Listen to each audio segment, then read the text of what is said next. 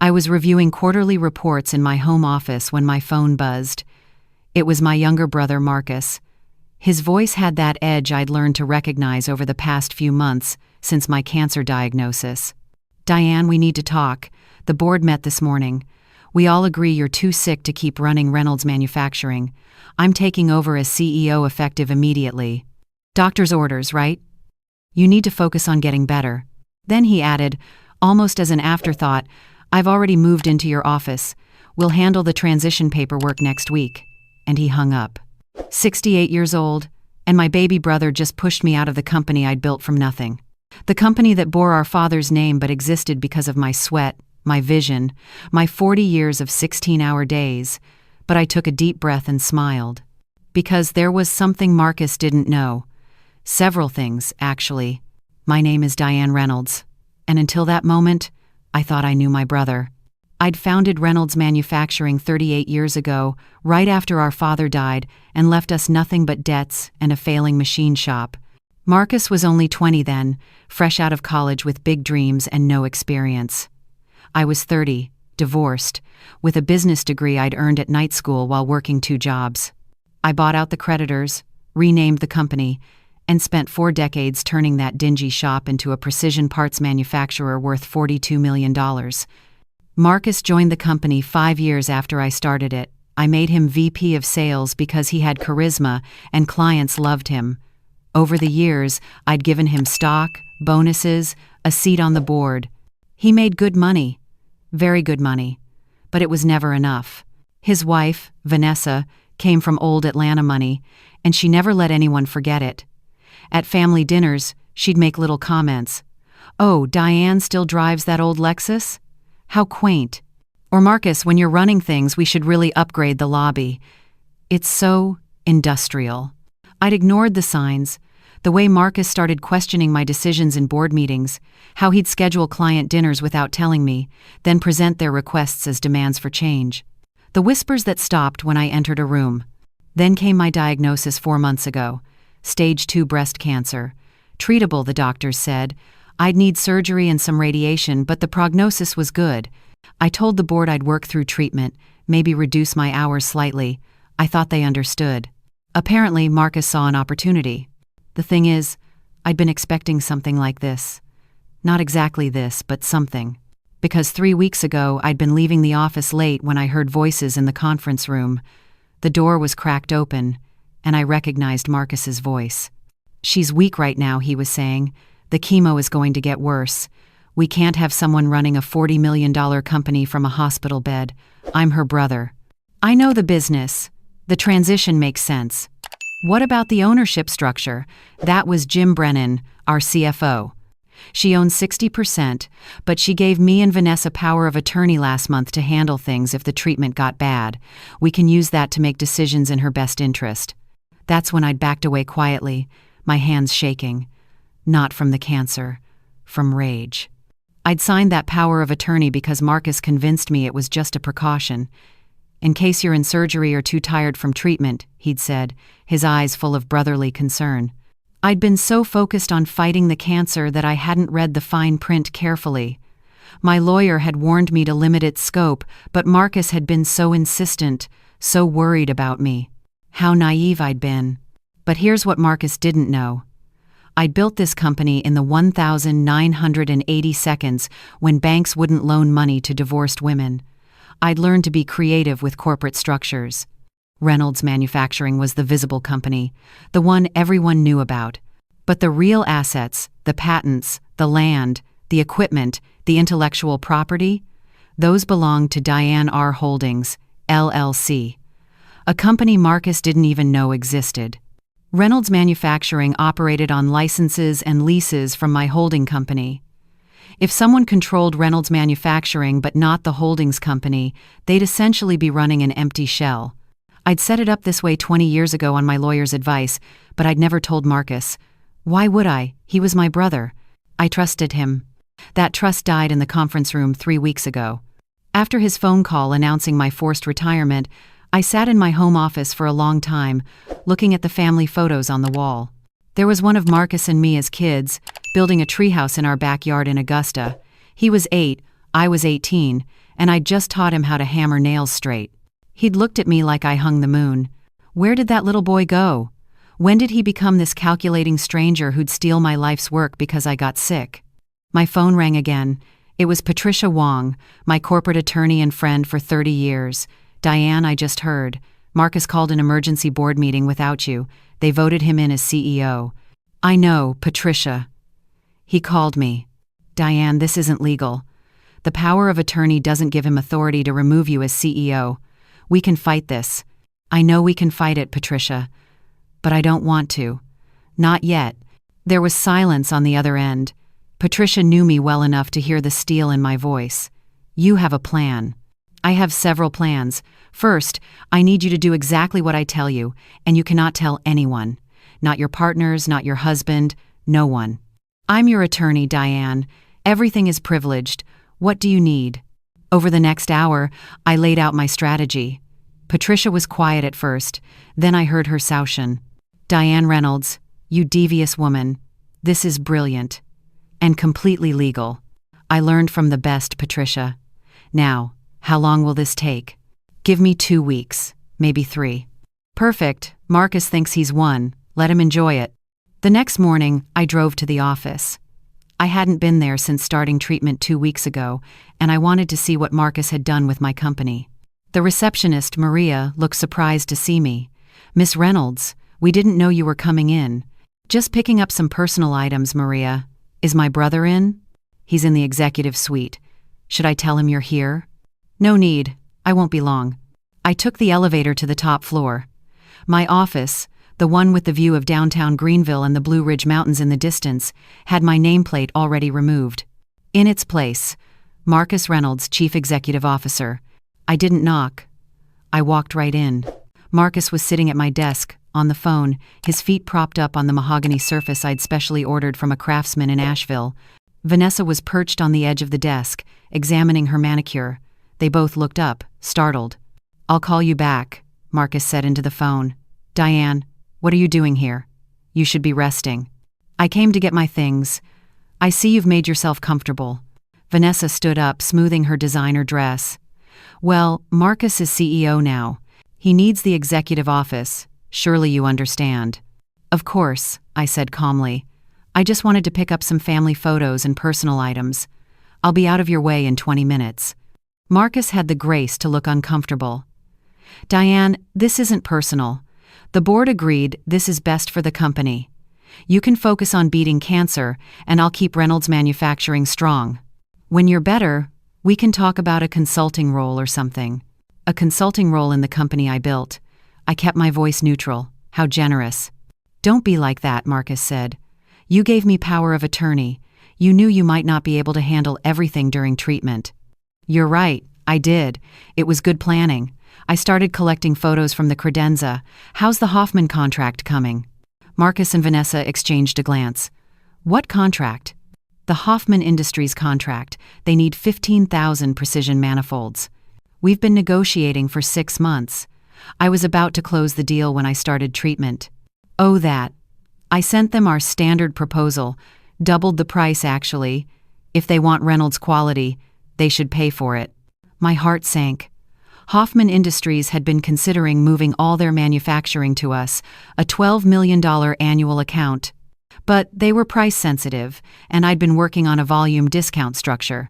You doubled the price? Vanessa's idea, Marcus said proudly. We're undervaluing our services. Time to command premium pricing. I see. I picked up the last photo, one of our father in his machine shop. Well, good luck with that strategy. As I headed to the door, Vanessa called out, Diane, we're having a little celebration dinner Friday night, just the board and key staff. You're welcome to come if you're feeling up to it. A celebration of my medical condition and forced retirement? How festive. I'll pass. I left before I said something I'd regret. In the parking garage, I sat in my old Lexus and called Patricia. He's already making moves. Bad ones. How long before he realizes the company doesn't own anything? The quarterly licensing fees are auto-drafted from Reynolds Manufacturing to your holdings company. He might not notice for a month or two, unless he looks closely at the books. Jim Brennan will notice. He's thorough. Then we'd better move fast. The next few weeks were strange. I went to my radiation appointments, managed my treatment side effects, and watched from a distance as Marcus ran my company into the ground.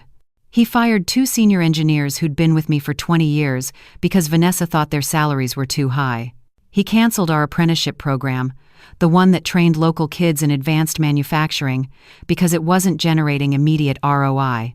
And he lost the Hoffman contract. They went with a competitor who offered them exactly the deal I'd been negotiating. My phone rang constantly with calls from employees. "Miss Reynolds, is it true you're not coming back? Miss Reynolds, Marcus is changing everything. Can you talk to him?" I told them all the same thing. "I'm focusing on my health right now.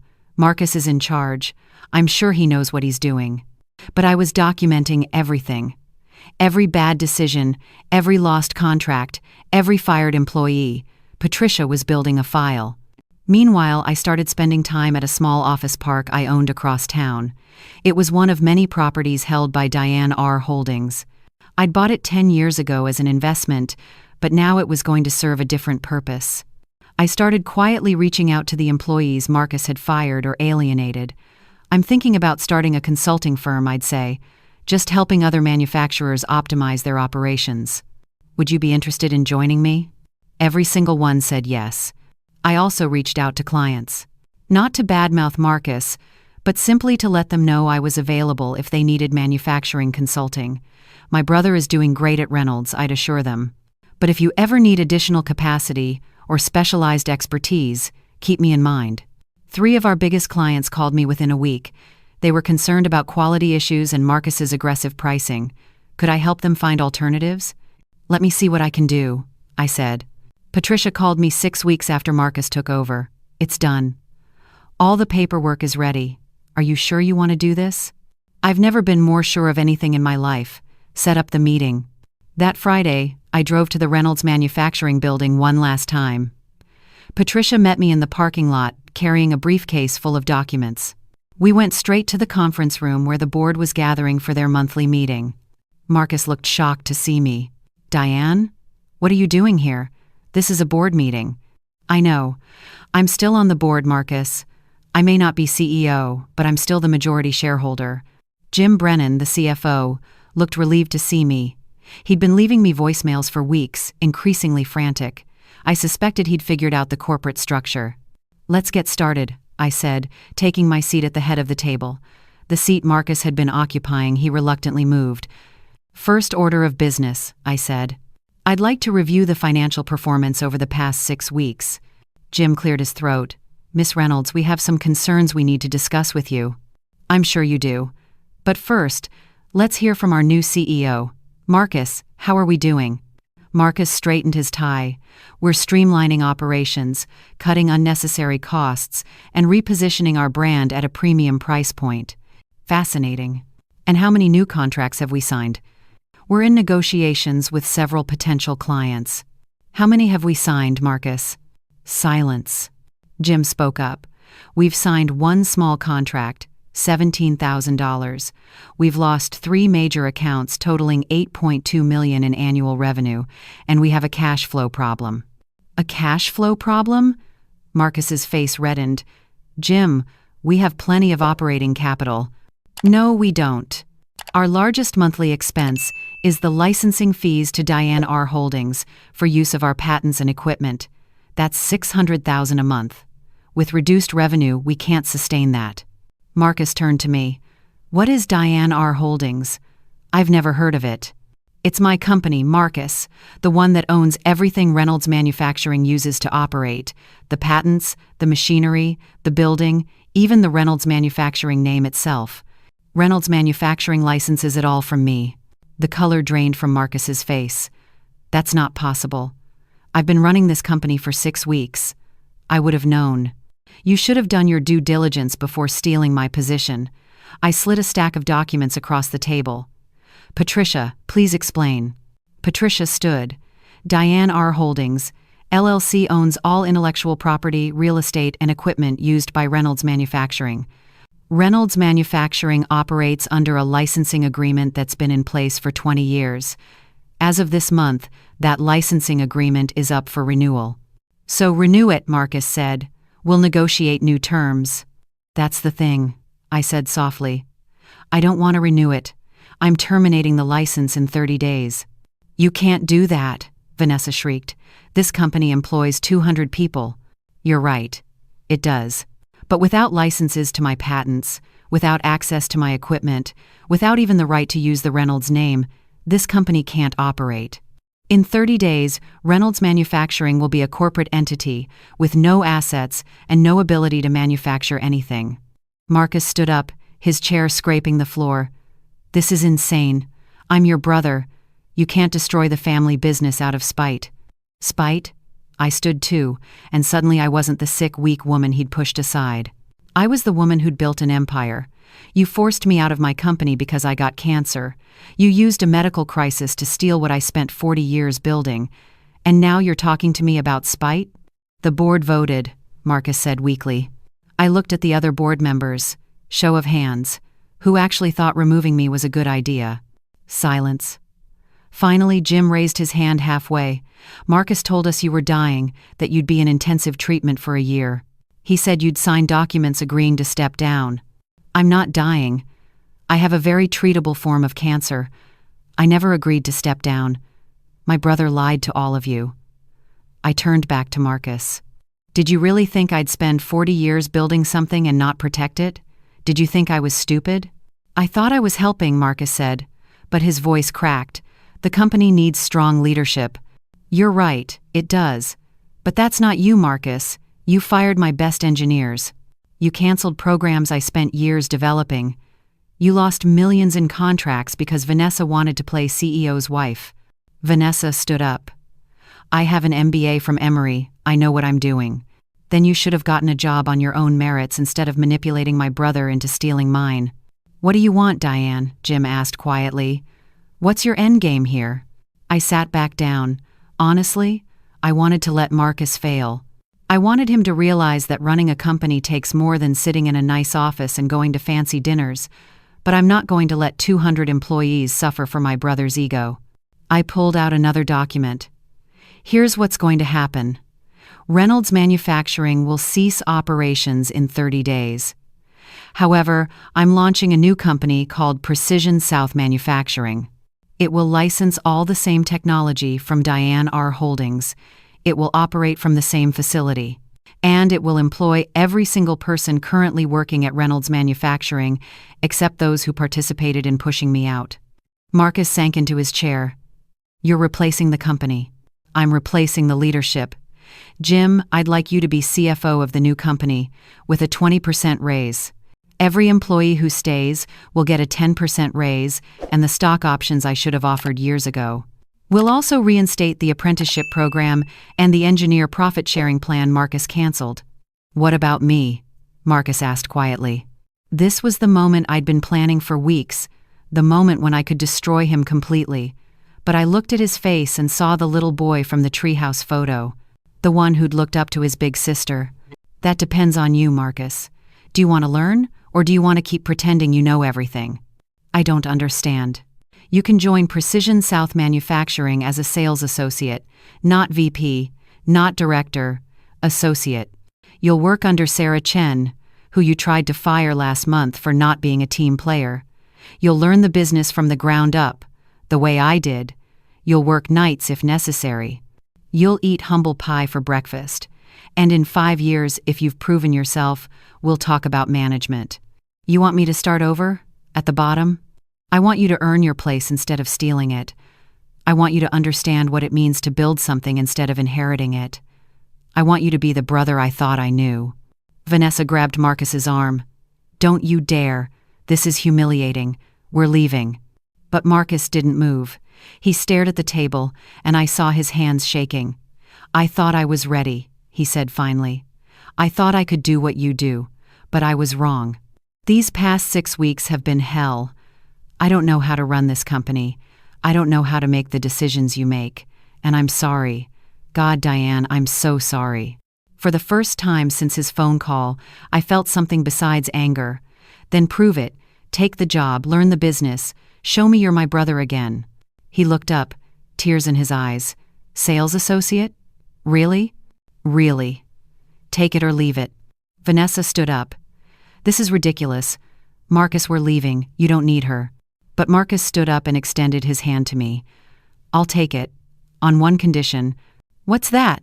You have to let me drive you to your radiation appointments. As your brother, not as your employee. My throat tightened. Deal. Vanessa stormed out, her heels clicking on the tile. She filed for divorce 3 weeks later, which was probably the best thing that happened to Marcus. The transition took 2 months. Patricia handled all the legal work, and we made sure every employee had a smooth move to the new company. Reynolds Manufacturing dissolved quietly, owing nothing to anyone. Marcus started as a sales associate under Sarah Chen, who took great pleasure in assigning him the most difficult clients and the earliest morning meetings. I went back to work, part-time at first, then full-time as my treatment ended. The doctors said I was responding beautifully to radiation. By Christmas, I was cancer-free. Marcus showed up every day, on time, and worked harder than I'd ever seen him work. He made calls, prepared presentations, learned our products inside and out. Sarah told me he was actually good at it, once he stopped trying to be the boss. 6 months later, we were having lunch in my office when Marcus said, I need to tell you something. What's that? That day you gave me the choice to start over, I wanted to run. Vanessa was begging me to leave, to start our own company, to show you we didn't need you. And for about 30 seconds I considered it. What stopped you? I remembered when Dad died. I was 20 years old, scared, and broke. You were 30, just divorced, and you could have left me behind. You could have started your business alone and kept everything for yourself. But you didn't. You included me, you taught me. You gave me a place in something you built. You were my brother. I was your baby brother who didn't know anything. And you lifted me up anyway. Then, the moment you got sick, I pushed you down. I didn't just betray you. I betrayed everything you taught me about family and loyalty and working for what you have. I set down my sandwich. Why did you do it, Marcus? Really? He was quiet for a long time. Vanessa made me feel like I was always in your shadow, like I was just Diane's brother instead of my own person. She convinced me that I deserved to run things, that I was just as good as you, but nobody could see it because you overshadowed me, and when you got sick it felt like the universe was giving me permission to step up. So you pushed me out instead of stepping up alongside me. Yeah. And I lost everything. My wife, my position, your trust, everything that mattered. But you're earning it back. He smiled. One difficult client at a time. We finished lunch, and then I drove Marcus to a meeting with a potential client in Charlotte. On the way back, he said, "Can I ask you something?" "Sure." "When you found out what I was planning, why didn't you just fire me immediately? Why did you let me think I'd won?" I'd been expecting this question for months. Because if I'd just fired you, you would have thought you were the victim. You would have blamed me, resented me, and never learned anything. I needed you to actually run the company for a while. I needed you to fail on your own so you'd understand why you failed. That's pretty ruthless.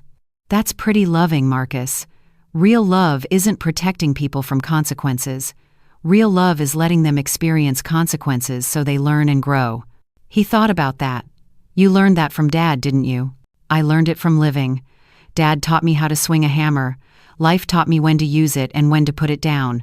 A year later, I promoted Marcus to regional sales manager. He'd earned it. Sarah Chen agreed, and coming from her, that meant something. 2 years later, I made him VP of sales again. But this time, he understood what the position meant. He understood the responsibility, the long hours, the weight of decisions that affected hundreds of families. He understood because he'd worked his way back up. We were at a board meeting when one of our directors asked about succession planning. "Diane, you're 70 now. Have you thought about who'll take over when you retire?" I looked at Marcus. He looked back at me and shook his head slightly. "Not yet," he said. "I'm not ready yet. Ask me in 5 years." "That's exactly right," I said. "Ask him in 5 years." After the meeting, Marcus walked me to my car. "Thanks for not just giving it to me.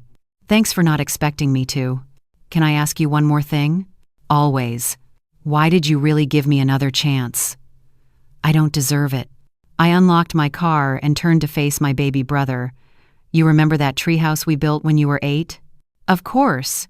You remember how you kept hammering the nails in crooked, and I kept having to pull them out and let you try again? I remember. It took forever. It did, but eventually you learned to hammer straight. And when we finished that treehouse, you were so proud because you'd built it yourself. I didn't build it for you, I just showed you how. Marcus's eyes filled with tears. You're still teaching me to hammer straight, and you're finally learning. We stood in the parking lot as the sun set over the Blue Ridge Mountains, my little brother and me, and for the first time in years, I felt like our family was whole again. He was learning that the best things in life aren't taken or given. They're earned, nail by nail, mistake by mistake, lesson by lesson. And sometimes the greatest gift you can give someone you love is letting them hit rock bottom so they can learn to climb back up on their own. That's what real love looks like. Not rescuing, teaching, not protecting from failure, learning from it, not giving someone everything they want, helping them become someone who deserves it. Marcus understands that now. And someday, when I do retire, he'll be ready. Not because I handed him a company, but because he built himself into someone who can run one. Did you like my story? Where are you listening from today? I love hearing from people all over the country. Drop your city and state in the comments and tell me, what would you have done in my situation? Would you have given your brother a second chance, or would you have cut him off completely? If this story touched you, I'd be so grateful if you'd hit that like button and consider sending a super thanks. It helps me keep bringing you these real-life stories about family, forgiveness, and finding strength in the hardest moments. On your screen, you'll see 2 more stories I think you'll really enjoy. There's one about a daughter who learned a hard lesson about taking family for granted, and another about finding your purpose after loss. So much more on my channel. Don't forget to subscribe. See you in the next story. This is Aunt Hazel, reminding you that sometimes the people who hurt us the most are the ones who need our wisdom the most. With love and respect.